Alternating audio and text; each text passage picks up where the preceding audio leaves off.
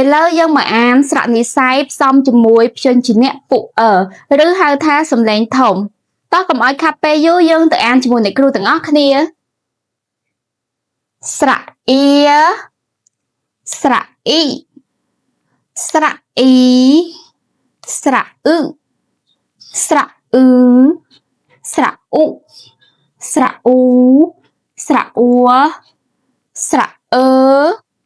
ស្រៈអ៊ឺស្រៈអ៊ីស្រៈអែស្រៈអែស្រៈអីស្រៈអូស្រៈអ៊ឺស្រៈអ៊ុំស្រៈអ៊ុំស្រៈអ៊ំស្រៈអ៊ះ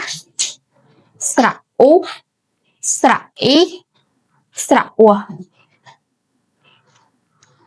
ការអានស្រៈនិស្ស័យផ្សំជាមួយព្យញ្ជនៈពុត្រូវបានចាប់ត្រឹមនេះអរគុណជួបគ្នានៅវីដេអូក្រោយ